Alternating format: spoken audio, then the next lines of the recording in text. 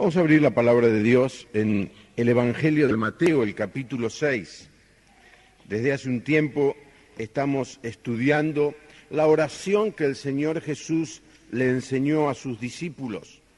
Los discípulos lo veían orar al Señor Jesús, se daban cuenta que oraba muy diferente a los religiosos, a los maestros de la religión que ellos conocían, y entonces le dijeron: Señor, enséñanos a orar. Y muchos de ellos tenían un mal concepto, un falso concepto de lo que es la oración. Así que el Señor Jesús les enseñó cómo orar. Y tenemos esta oración tan conocida que todo el mundo puede llegar a repetir en el Evangelio de Mateo, el capítulo 6, y vamos a leer desde el versículo 5 en adelante. Es el Señor enseñando acerca de la oración. Y cuando oréis, no seáis como los hipócritas, porque ellos aman el orar en pie en las sinagogas y en las esquinas de las calles para ser vistos de los hombres. De cierto os digo que ya tienen su recompensa. Mas tú, cuando ores, entra en tu aposento y cerrada la puerta, ora a tu Padre que está en secreto. Y tu Padre que ve en lo secreto te recompensará en público. Y orando no uséis vanas repeticiones como los gentiles que piensan que por su palabrería serán oídos. No os hagáis pues semejantes a ellos, porque vuestro Padre sabe de qué cosas tenéis necesidad, antes que vosotros le pidáis. Vosotros pues oraréis así. ¿Quiere leer conmigo, hermano, en voz alta? Padre nuestro que estás en los cielos, santificado sea tu nombre, venga, hágase tu voluntad, como en el cielo, así también en la tierra. El pan nuestro de cada día, dánoslo hoy, y perdónanos nuestras deudas, como también nosotros perdonamos a nuestros deudores. Y no nos metas en tentación, mas líbranos del mal, porque tuyo es el reino y el poder y la gloria por todos los siglos. Amén. El Señor se extiende en la explicación justamente del texto o de la frase de la oración que es motivo de nuestra consideración en esta noche. Y dicen los versículos 14 y 15, porque si perdonáis a los hombres sus ofensas, os perdonará también a vosotros vuestro Padre Celestial. Mas si no perdonáis a los hombres sus ofensas, tampoco vuestro Padre os perdonará vuestras ofensas. Este es el tema en esta noche. Perdona nuestras deudas, como nosotros perdonamos a nuestros deudores. El tema es el perdón. La cosa más esencial, la cosa más bendecida, la cosa más costosa que Dios jamás hizo por el ser humano es proveerle al hombre el perdón de los pecados. Y es la más esencial, porque si el Señor no hubiera perdonado nuestros pecados, estaríamos condenados a una eterna muerte, justamente llevados allí por nuestro pecado y nuestra maldad. Es una bendición, porque el perdón de los pecados nos permite formar parte de la familia de Dios. Y es costoso, porque el perdón de los pecados fue posible por la entrega que Dios hizo de su Hijo, quien murió por nosotros en la cruz. El perdón de los pecados es la más grande necesidad del ser humano, del corazón del hombre. El pecado tiene dos efectos. El primer efecto y el más grande y el más importante es que el pecado nos condena a vivir eternamente separados de Dios. Y la segunda cosa que produce el pecado es que hace que vivamos una vida miserable, alejada del propósito que Dios tenía cuando nos creó. Es el gran problema, la gran carga, la gran dificultad del hombre de hoy. ¿Qué hacer con sus pecados, con su culpa? John Stott, en uno de sus libros, el teólogo anglicano inglés, que tanto leemos, le recomiendo, lea todos los libros que pueda de John Stott. Él dice que, hablando con un director de un hospital en Inglaterra, el director le dice: ¿podría reducir la mitad de los enfermos de este hospital si le pudiera asegurar a ellos, en esta noche, el perdón de sus pecados? Es cierto que muchas de las enfermedades es resultado de que el hombre vive atrapado por su pecado y no encuentra o no quiere encontrar la solución que Dios provee. Perdón es la más profunda necesidad del hombre, porque el pecado tiene consecuencias para ahora, nos hace vivir una vida miserable y tiene consecuencias para la eternidad. Ahora, mirando la oración, ¿se acuerdan ustedes que la oración se dividía en dos partes? La primera parte tenía que ver con Dios. Santificado sea tu nombre, venga tu reino, hágase tu voluntad. La segunda parte tiene que ver con peticiones referidas a nuestras necesidades. La primera necesidad fue la de las cuestiones materiales, que fue el tema que tocamos la vez pasada. Danos hoy nuestro pan cotidiano. Pero es en esta oración que el Señor entra en la necesidad del espíritu, del alma, del corazón de cada ser humano. Y es aquí que el Señor nos dice, hay dos cosas que tenemos que pedir en la oración. En primer lugar, el perdón, y en segundo lugar, que el Señor nos libre del mal, del maligno y de la tentación. Y muchas veces nosotros pedimos, Señor, líbranos de todas estas cosas malas que nos puedan suceder, pero el Señor pone un orden. Primero debemos arreglar nuestra situación, nuestro corazón con Él, exponerle a Él nuestra verdadera realidad, confesar nuestros pecados para luego poder disfrutar de su guía y su libertad. Hermanos, en este mundo, esta sociedad trata, por supuesto, de aislar, anular el concepto de Dios. Pero si existe un cierto concepto de Dios, el hombre trata de hacer a Dios a su imagen y semejanza, lo quiere bajar a su altura.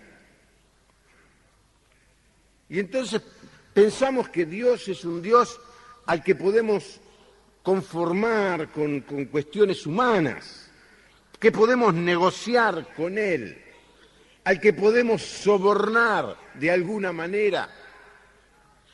La Biblia abunda en textos y en expresiones que nos hablan de que Dios, el Dios creador del universo, es un Dios extremadamente puro y santo. Miren lo que dice Habacuc 1:13. Tú eres demasiado puro para consentir el mal, para contemplar con agrado la iniquidad. Isaías capítulo 6, el versículo 3 dice que los arcángeles el uno al otro daban voces diciendo, Santo, Santo, Santo, Jehová de los ejércitos, toda la tierra está llena de tu gloria. La primera cosa que uno tiene que recordar cuando entra en el tema este del perdón y del pecado es que Dios es un Dios puro, 100% puro y santo.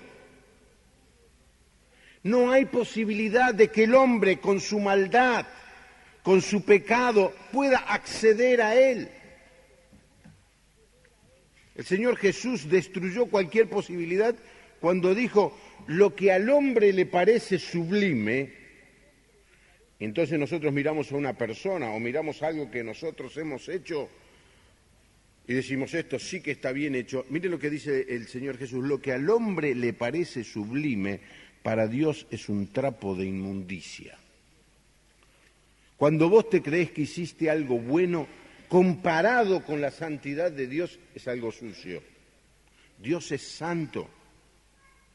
Y aquí está el gran dilema, ¿cómo poder alcanzar una relación con Dios cuando Él es tan santo y yo estoy lleno de tanta maldad? Es por eso que el Señor Jesús ataca este tema, el tema del perdón de los pecados, en esta frase: perdona nuestras deudas como nosotros perdonamos a nuestros deudores. 4 principios que de alguna manera nos van a ayudar a entender esto. El primer principio: el pecado hace al hombre culpable y trae sobre él condenación y juicio.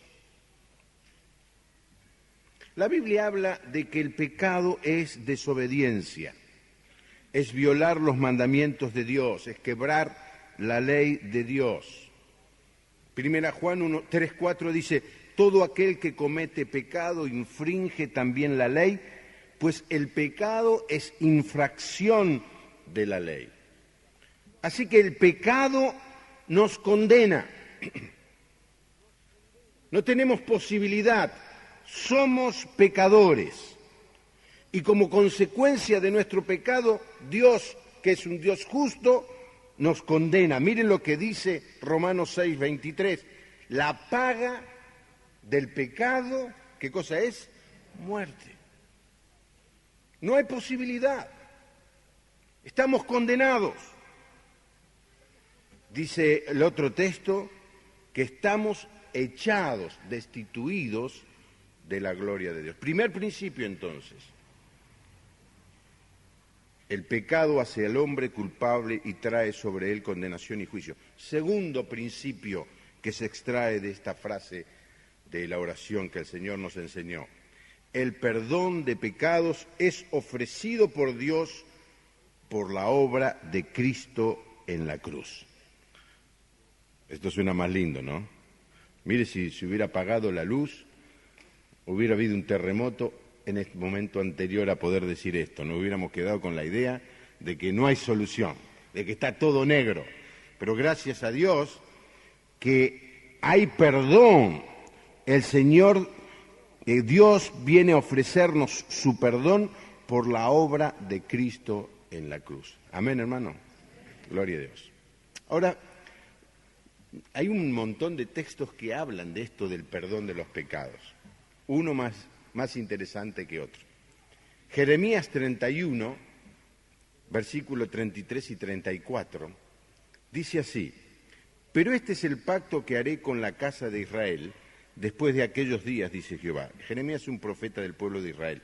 Daré mi ley en su mente y la escribiré en su corazón, y yo seré a ellos por Dios, y ellos me serán por pueblo. Y no enseñará más ninguno a su prójimo, ni ninguno a su hermano, diciendo, conoce a Jehová, porque todos me conocerán desde el más pequeño de ellos hasta el más grande, dice Jehová. Escucha ahora bien. Porque perdonaré la maldad de ellos y no me acordaré más de sus pecados. Dios es un Dios perdonador, que cuando perdona dice que olvida todos nuestros pecados. El profeta Miqueas, capítulo 7, versículos 18 y 19, dice: ¿qué Dios como tú que perdona la maldad y olvida el pecado del remanente de su heredad? No retuvo para siempre su enojo, porque se deleita en misericordia. Él volverá a tener misericordia de nosotros, y subraye esto: sepultará nuestras iniquidades y echará en lo profundo del mar todos nuestros pecados. Nosotros siempre tenemos la idea de que Dios es como nosotros, que nosotros somos así, perdonamos, pero no olvidamos. No podemos olvidar, por otro lado, nuestra mente no es tan fácil de controlar. Y llevamos siempre el recuerdo, de tal manera que cuando la persona nos vuelve a hacer lo mismo, nosotros sacamos el registro de sus ofensas pasadas. No así Dios. Cuando Dios perdona, Dios entierra en lo profundo del mar, sepulta todos nuestros pecados y, como dice, nunca más me acordaré de ellos. El Salmo 103:12 dice: cuanto está lejos el oriente del occidente, hizo alejar de nosotros nuestras rebeliones.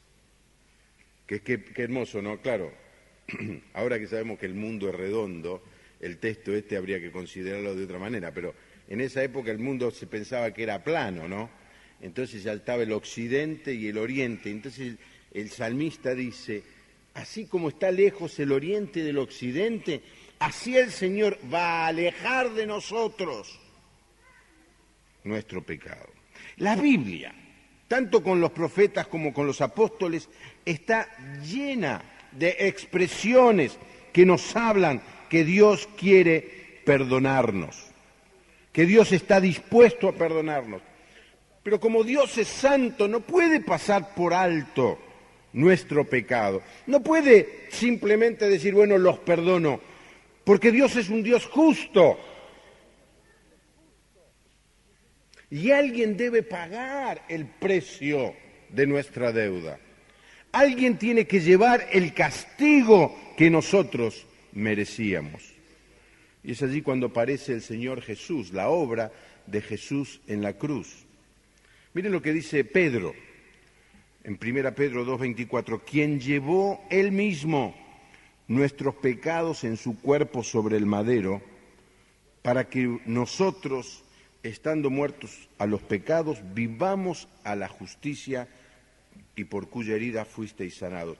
Él llevó en la cruz nuestros pecados. Juan lo dice de esta manera en 1 Juan 2:2. Jesucristo se ofreció en sacrificio para que nuestros pecados sean perdonados. Y no solo los nuestros, sino los de todo el mundo.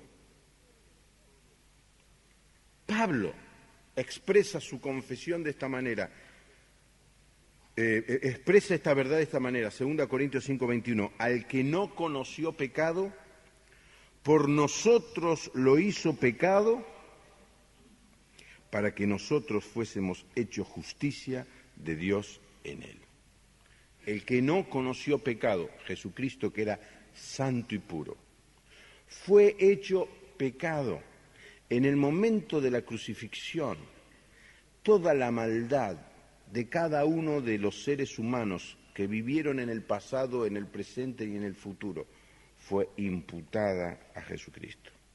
Él cargó con nuestra maldad en la cruz del Calvario. ¿Para qué? Para que nosotros fuésemos hechos justicia de Dios en él. Así que el primer principio: somos pecadores y estamos condenados justamente por Dios. Segundo principio: Dios está dispuesto a perdonarnos por la obra que Jesucristo hizo en la cruz del Calvario por nosotros. Tercer principio que se extrae de esta frase: la confesión de pecados es necesaria para recibir el perdón de Dios. El perdón es algo disponible, está al alcance de cualquier persona, pero lo que se necesita es arrepentimiento y confesión. Recordamos, por supuesto, aquellos que conocemos ese texto que dice: si confesamos nuestros pecados, Él es fiel y justo para perdonar nuestros pecados y limpiarnos de toda maldad. ¿Sí? El tercer principio es que sí, soy pecador, sí hay perdón, pero no alcanza con estas dos verdades. Hay algo que me compete a mí. Debo confesar mi pecado para poder recibir el perdón de Dios. Y el principio número 4 es que el perdonarnos unos a otros es esencial para recibir el perdón de nuestros pecados. Y esto lo vamos a estudiar el próximo domingo, así que no voy a abundar en detalle. El próximo domingo vamos a hablar sobre esta frase tan especial que el Señor, como dije al principio, se tomó 2 versículos para aclararla. Perdona nuestras deudas como nosotros perdonamos a nuestros deudores. ¿Y esto qué tiene que ver con mi vida? Es que si yo no perdono, Dios no me perdona. Esto lo vamos a ver el próximo domingo. Así que hay 4 principios importantes que podríamos resumir en 4 palabras: el pecado, el perdón, la confesión y el perdonar al prójimo. Así que vamos a estudiar o profundizar en esta noche. Sé que no es un tema muy agradable, pero la primera palabra es el pecado. ¿Quieren que hablemos de otra cosa? La Biblia nos lleva a hablar de este enemigo. El pecado es el gran problema del ser humano. Aquellos que tienen su Biblia, por favor, hablan conmigo en Romanos capítulo 3. El libro de Romanos es un libro de características jurídicas.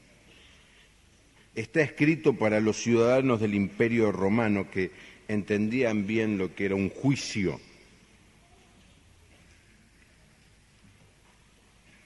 Los romanos habían impuesto la ley romana, el sistema jurídico romano.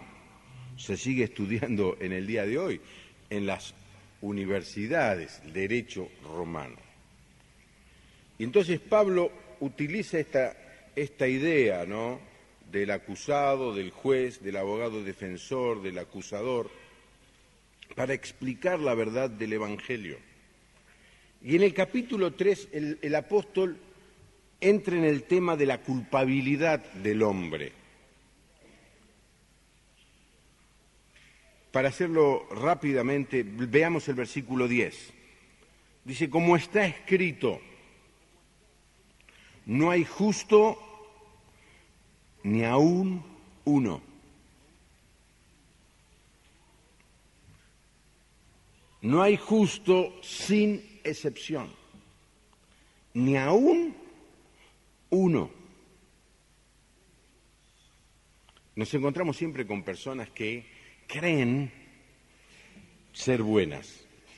¿No es cierto? ¿No les ha pasado? Usted le empieza a predicar el mensaje, el Evangelio, y usted necesita el perdón de Dios.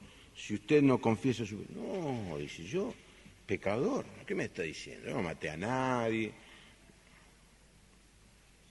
Pero cuando nos exponemos a la mirada de Dios, hay miseria en nuestra vida. Y el apóstol dice, miren, a los ojos de Dios no hay justo ni aún uno. Versículo 12.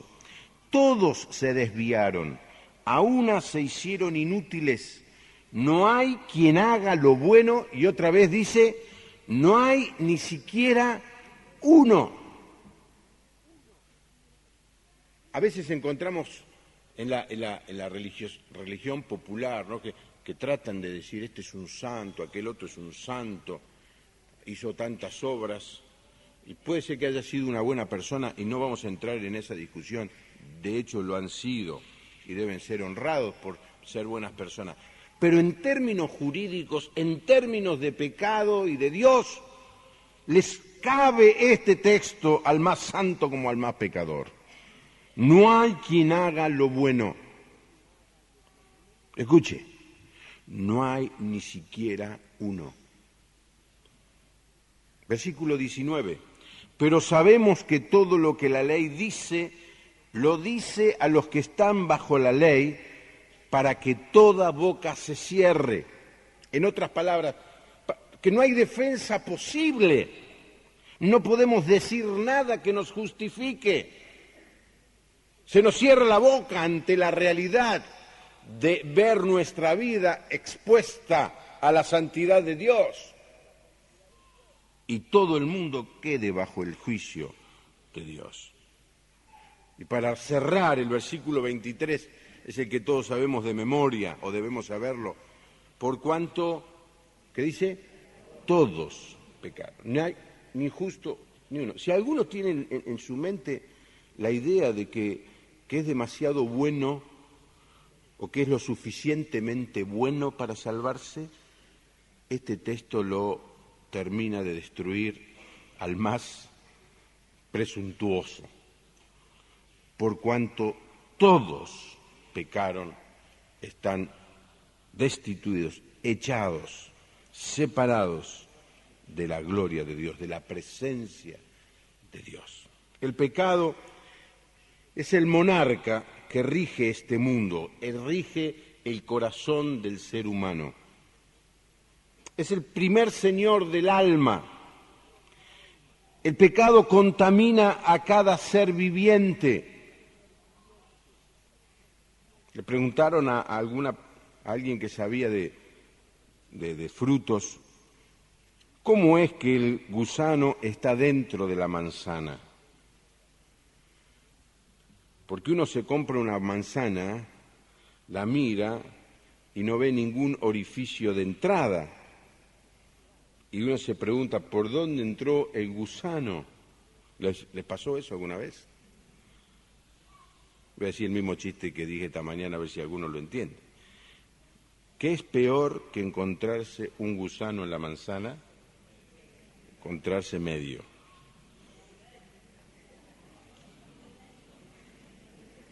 De esta, no es buen chiste, pero aguánteselo.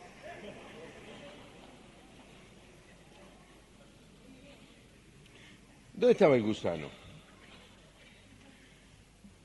Cuando la manzana era apenas una flor. Vino un ave y puso la larva de ese pequeño gusano. Creció la manzana, pero adentro estaba el gusano. No entró, estaba ahí. Y así es el pecado. El pecado está en el corazón del hombre. El pecado nos degenera, nos corrompe. El pecado es quien causa la enfermedad, la miseria, la muerte. Es el culpable de la injusticia, de la falta de equidad, de la falta de trabajo, de la falta de alimentos, de la falta de medicina, de que los niños se mueran sin hambre, sin comer de hambre, de que los ancianos estén siendo descuidados. El pecado es el que corrompe el corazón del hombre. Y hoy estamos...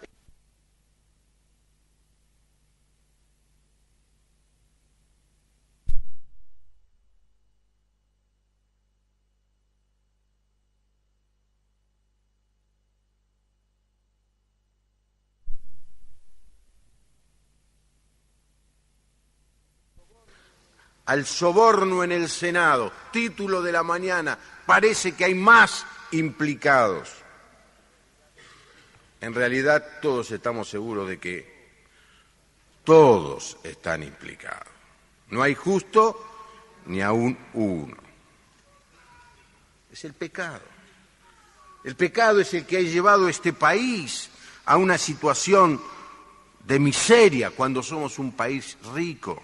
El pecado es el causante de que los hogares se destruyan, es el causante de que los hijos tengan que crecer sin sus padres, es el causante de cada dolor, de cada tristeza, de cada angustia, de cada miseria. El pecado es lo que domina el corazón del hombre. La palabra de Dios compara al pecado al veneno de una serpiente y al aguijón de la muerte.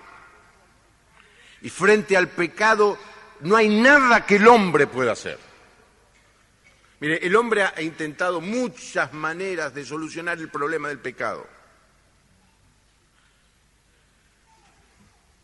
Aquellos que puedan, miren la película de Martín Lutero. Martín Lutero era un sacerdote católico, estaba abrumado por la culpa de su pecado. Y allí estaba, en el convento en Alemania, y no sabía cómo liberarse de la culpa. Entonces, ¿sabe qué hacía? Se castigaba el cuerpo, se flagelaba, se azotaba, le limpiaba el convento de rodillas para sufrir, porque ¿cómo sacarme este pecado? ¿Cuál es la manera? Otros intentan tapar su pecado con buenas obras y haciendo cosas para los demás, y bienvenidos sean. Pero no alcanza a tapar el pecado. Y luego están aquellos que directamente niegan la existencia del pecado, porque niegan que exista un Dios que nos diga qué es lo que está bien y lo que está mal. Y sucede como sucedió allí en el jardín del Edén, le echan la culpa a los demás y no asumen su propia culpa. El hombre busca manera de solucionar su culpa, su pecado, y no puede. Jeremías lo expresa de esta manera: ¿mudará el etíope su piel? El etíope era el ciudadano de África, de tez bien morena, puede cambiar su piel, y el leopardo sus manchas. Imposible. Así también podréis vosotros hacer bien, dice el profeta, estando habituados a hacer el mal. El pecado domina la mente del ser humano, domina nuestra mente. Por eso, hermanos, es muy importante el control de la mente. Ya muchas veces hemos hablado de este tema. La mente es lo que dictamina quiénes somos. Y el cuidado de nuestra mente es muy simple. ¿Qué le damos de comer a nuestra mente? Marca un poco quiénes somos. Porque el pecado domina la mente del ser humano. Romanos 1:21 dice que el hombre tiene la mente entenebrecida, oscurecida, no puede ver con claridad. El pecado domina la voluntad del ser humano. El apóstol dice que lo bueno que quiere hacer no lo puede hacer, porque hay una fuerza interior que lo empuja a hacer lo que no quiere hacer. Es decir, su propia voluntad es dominada por el pecado. Los sentimientos son dominados por el pecado, nuestras emociones. En segundo lugar, el pecado nos coloca bajo el poder de Satanás. Cuando el ser humano vive sin Dios, vive con un Dios, que no es el verdadero Dios. Cuando uno dice, yo no creo en Dios, lo que está queriendo decir es, yo creo en el antidios, o le creo al que dice que no hay Dios, que es el enemigo, Satanás. Y cuando el creyente vive en pecado sin confesar, está bajo la mano de Satanás, que lo manipula y lo maneja como quiere. Pensando en cómo éramos antes, el apóstol Pablo en Efesios 2:1 y 2 dice, y Él os dio vida a vosotros cuando estabais muertos en vuestros delitos y pecados, en los cuales anduvisteis en otro tiempo, siguiendo la corriente de este mundo, conforme al príncipe de la potestad del aire, el espíritu que ahora opera en los hijos de desobediencia. Hermano, el pecado domina nuestra mente, nuestra voluntad, nuestros sentimientos, nuestras emociones, y nos coloca como súbditos de Satanás, el enemigo de Dios y de nuestras almas. Pero hace algo más, el pecado nos coloca como objetos del enojo, de la ira de Dios. El versículo 3 dice, de esta manera vivíamos también nosotros en otro tiempo, siguiendo nuestros malos deseos y cumpliendo los caprichos de nuestra naturaleza pecadora y de nuestros pensamientos. A causa de eso, merecíamos con toda razón el terrible castigo de Dios, igual que los demás.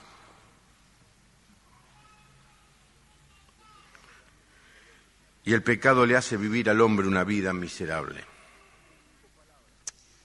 Hay 5 palabras en el Nuevo Testamento para explicar lo que es el pecado. La primera palabra es amartía, que significa errar el blanco. Imagínense que yo tengo un arco con una flecha. Y allá en la pared aquella hay un blanco. Y se supone que yo le tengo que tirar al blanco.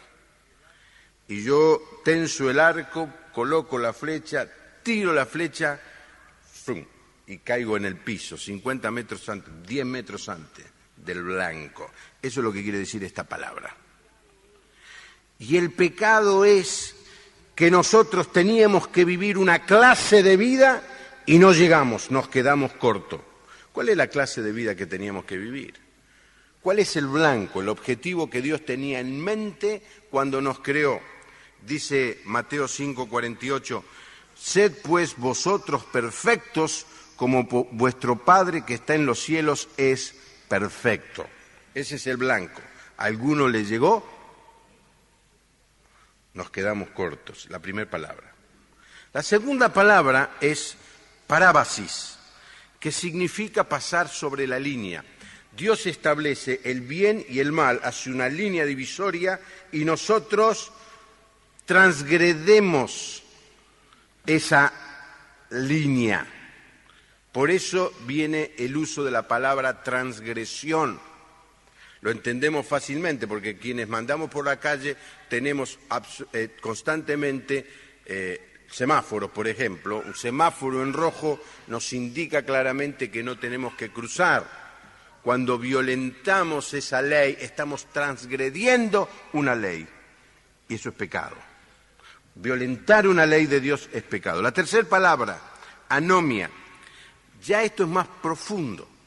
Uno empieza no llegando al blanco porque no puede, saltando la raya que Dios puso, pero ahora esta palabra dice o nos da la idea de alguien que no tiene ley. Es aquellos que dicen, no hay pecado porque no hay ley. Y hoy esto es muy común de escuchar. ¿Quién dice que lo que está bien y que lo que está mal? Y es muy difícil. Los otros días estaba viendo un programa de televisión en donde un grupo de periodistas no cristianos estaban discutiendo el tema de si Graciela Alfano hizo bien o mal al exponerse desnuda en la televisión. El tema es que al no haber un concepto de que Dios es el que dice qué es lo que está bien y está mal, es una discusión inútil. Porque quien hace lo que quiere dice, yo hago lo que quiere, ¿por qué me podés decir a mí que está bien y que está mal? Ya no hay ley. La cuarta palabra es paraptoma, que significa patinar o caer. Y es la que utiliza Pablo en Gálatas 6:1, que el domingo pasado Esteban usó, y es traducida como falta. Y por último, la palabra que utiliza el Señor Jesús en la oración aquí es ofeilema, que simplemente significa deuda. Cada vez que pecamos es como que nos estamos endeudando más con Dios. Las 5 palabras que hay en el Nuevo Testamento. Y el Señor utiliza esta, pues muy clara, muy contundente, porque si hay una palabra que todos entendemos bien es estar endeudados. La tarjeta de crédito, los impuestos, los créditos del banco, eso lo entendemos bien. Y el Señor dice, cada vez que pecamos cometemos o asumimos una deuda con Dios. Y esta es la palabra que utiliza aquí. La segunda palabra, grande, no que tiene que ver con pecado, es el perdón. Si el pecado es el problema, el perdón es la solución. Perdón significa que Dios pasa por alto nuestros pecados, borra el registro de lo que hemos hecho y nos libra de la condenación. Isaías 53:6 dice que Él cargó, Dios cargó en el Señor Jesucristo el pecado de todos nosotros. En el Salmo 85:2 dice que Él cubrió nuestro pecado. En Isaías 43, 25 dice, yo soy el que borro tus rebeliones por amor de mí mismo y no me acordaré de tus pecados. A mí lo de borrar me gusta mucho. Le voy a decir, me gusta mucho más que eso del fondo del mar todavía. Porque ahí están tratando de sacar al Titanic del pozo.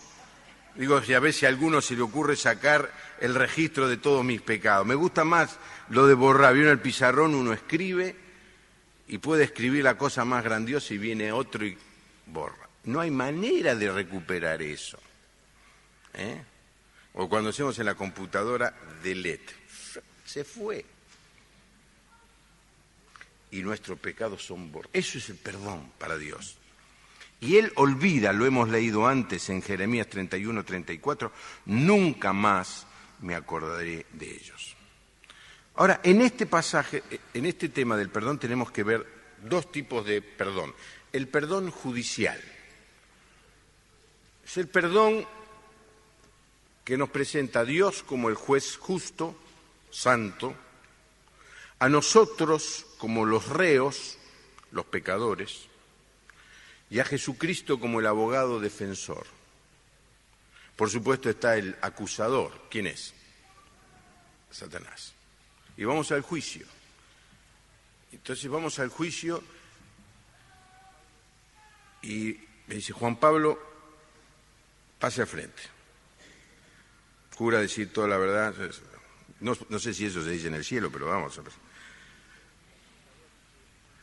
Entonces el acusador dice, yo tengo acá la larga lista, interminable lista de pecados de Juan Pablo. Y sale el abogado defensor, dice, están todos borrados, porque la sangre de Jesucristo nos limpia de todo pecado. Y Dios nos dice, o me dice, Juan Pablo, sos justo. No por vos, está claro que no es por mí. ¿Por quién soy justo? Por Jesucristo, que pagó mi culpa. Y Dios nunca cobra dos veces por el mismo pecado.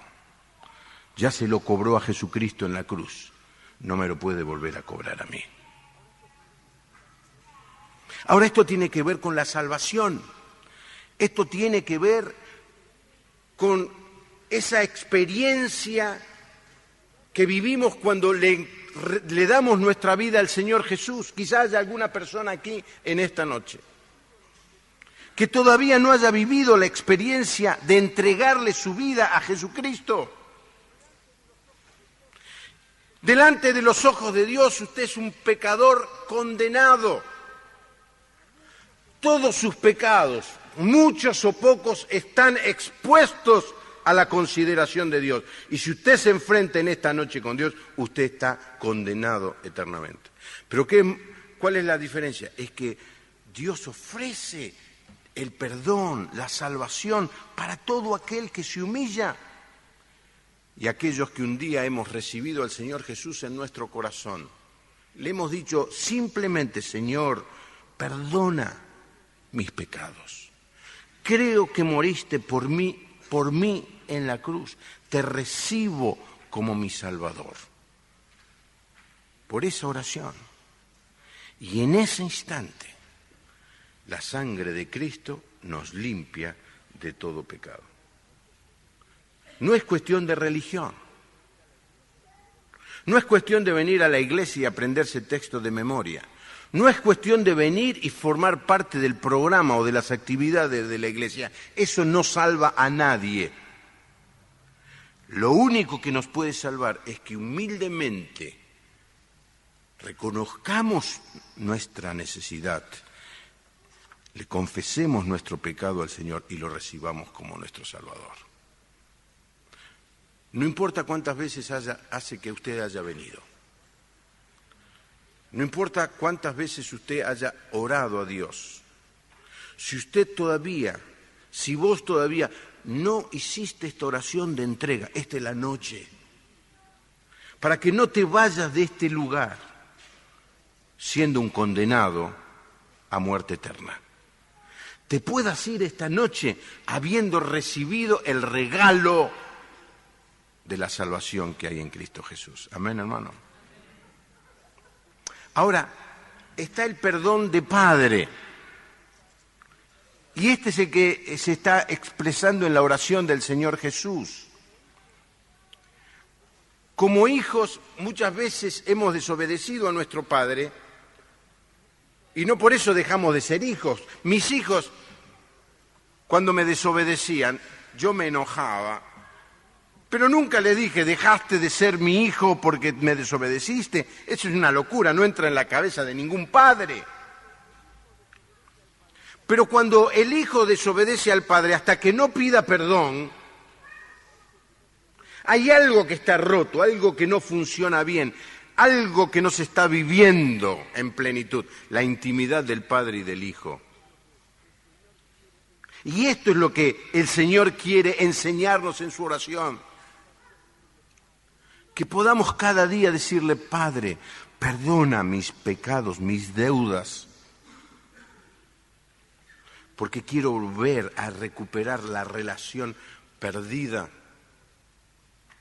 Este es el ejemplo de David. Cuando David pecó y fue denunciado su pecado públicamente, él cayó en un gran estado de depresión y de humillación y compuso el Salmo 51. En el Salmo se ve claramente que él nunca duda de que es un hijo de Dios, pero descubre que ha perdido algo, es el gozo de la salvación. Por eso en el Salmo 51, 12, David le pide, restaura el gozo de la salvación. Así que el perdón judicial tiene que ver con el momento de nuestra salvación. En el momento que le entregamos, hermanos, nuestra vida a Cristo, en ese momento, y yo lo hice cuando era muy chiquito, y hay personas que lo han hecho ya de grandes, pero en ese momento Dios nos declaró justos. No más recuerdo del pecado, ahora sos un hijo de Dios y nos hizo parte de su familia. Ese es el perdón judicial. Y el perdón de Padre es el que debemos experimentar cada día para tener una relación personal con Él. ¿Cuál es la necesidad? Tercer palabra, la confesión. Primero que tengo que decir es que es muy difícil confesar. ¿Cómo nos cuesta reconocer, abrir nuestro corazón y admitir que hemos pecado? ¿Cómo nos cuesta? Cuando Adán y Eva pecaron, lo primero que hicieron es salieron corriendo, se escondieron. Lo segundo que hicieron es echarle la culpa a los demás. ¿Cuánto les costó admitir, yo me equivoqué, yo pequé? Y hermano, esto es algo que no le pasa solamente a algunas personas, le pasa especialmente a los creyentes, y especialmente a los creyentes de muchos años,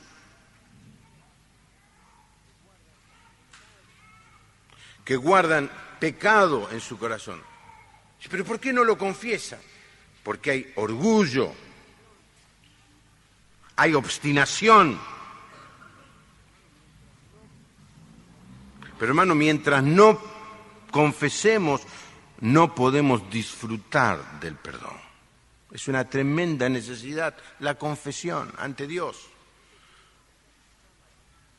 Por eso el Señor dice, anda a tu cámara, a tu pieza, a tu dormitorio, cerrá las puertas, arrodillate parado, acostado, como quieras, hacé la oración, esta oración que yo te enseño casi cada día.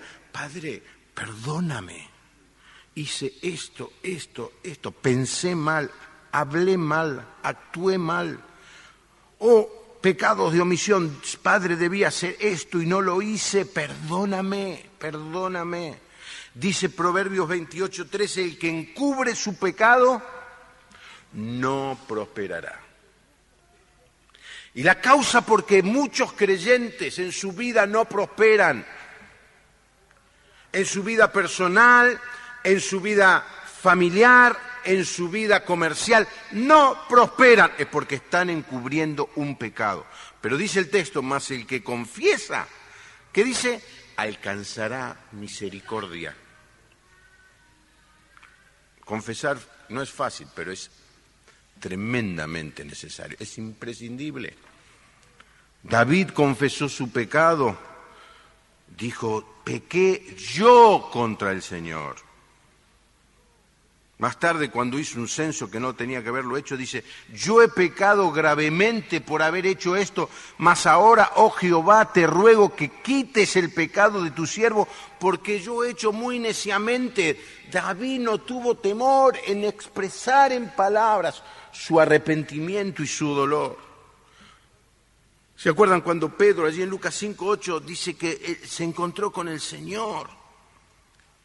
Y se puso de rodillas y dijo, apártate de mí, Señor, porque soy hombre pecador.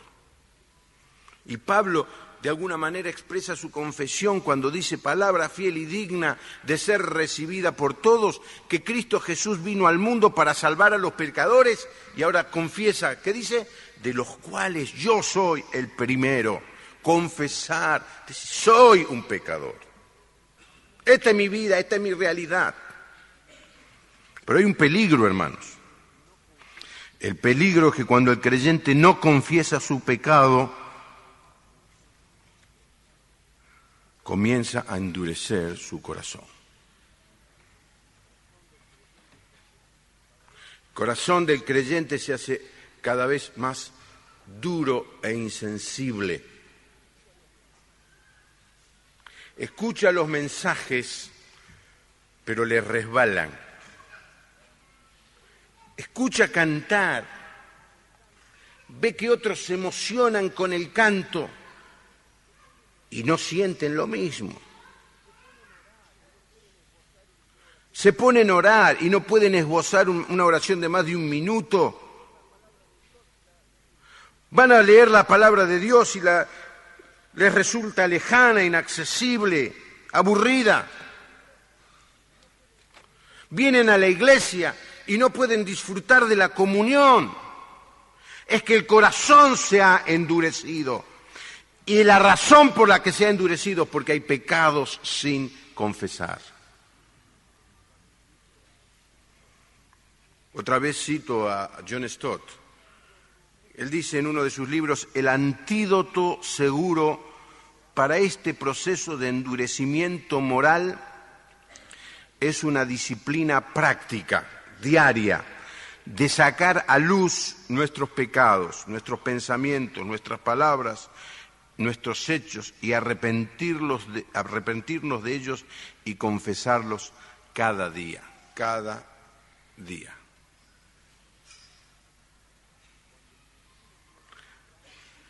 Cuando cubrimos nuestro pecado, Dios en algún momento se encarga de descubrirlo. Pero cuando descubrimos nuestro pecado y lo confesamos al Señor, Él es fiel y justo para perdonar nuestro pecado y limpiarnos de toda maldad. Gloria a Dios, hermano. ¿Qué sería de nuestra vida si Él no fuera fiel a su promesa y no fuera justo? Así que, hermano, si estás viviendo una vida de endurecimiento espiritual,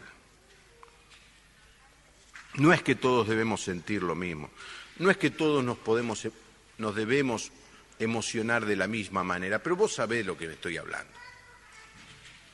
Cuando se predica la palabra de Dios, cuando se lee la palabra de Dios, cuando se ora, cuando se canta, hay algo que pasa. La presencia del Espíritu de Dios te tiene que conmover. Si, hermano, hace mucho que no te conmueve nada, es porque hay un pecado que todavía no confesaste. O muchos pecados. Porque cuando uno deja de confesar uno, los otros se vienen acumulando. Como en esos ríos que dice, Algo pasa que el agua no corre. Y no es una gran piedra, es una primer piedrita que después es un papelito, un plastiquito, una ramita, y se hizo un dique. Y todo empezó con una pequeña cosa no confesada. Esta es la catástrofe de los creyentes que no disfrutan, que no sé cómo no podemos entender, hermanos, porque esto a veces me toca mucho a mí, y lo digo con vergüenza, no confesar. ¿Qué gano no confesándole al Señor? Confesar significa, y esta es la definición de la palabra, decir la misma cosa, ponernos de acuerdo con Dios. Simplemente, Señor, esto es pecado, vos dijiste que es pecado, yo acepto que es pecado, reconozco que hice mal. Me arrepiento. Arrepentir tiene que ver más con el futuro que con el pasado. Algunos creen que arrepentirse es lamentar haberlo hecho y llorar, ¡ay, qué lástima que hice! No, incluye eso, pero tiene que ver con una actitud de no querer hacerlo más. Renuncio al pecado. En el nombre del Señor renuncio a este pensamiento perverso, a esta tentación que me domina la mente, a este rencor que lo llevo y lo tengo en el corazón, y dale 1 año, y 2 años, y 3 años, y hasta que no me vengan a pedir perdón y mi vida se deteriora, se amarga, se endurece, pierde el gozo, porque no tengo la humildad de decirle, ay Señor, perdoná mi orgullo, perdoná mi soberbia, perdoná mi miseria, confieso. Me pongo de acuerdo con vos, Señor. Soy un pecador. Y hermano, la confesión siempre tiene que terminar con una palabra de gratitud. Gracias, Señor, porque eres fiel y justo, y tu sangre nos limpia de todo pecado. Es algo que debemos hacer, hermanos, cada día.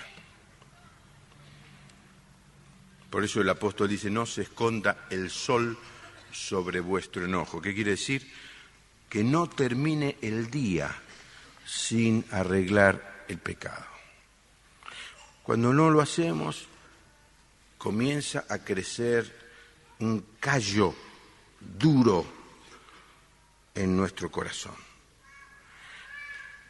Al principio no se nota. Con el tiempo es evidente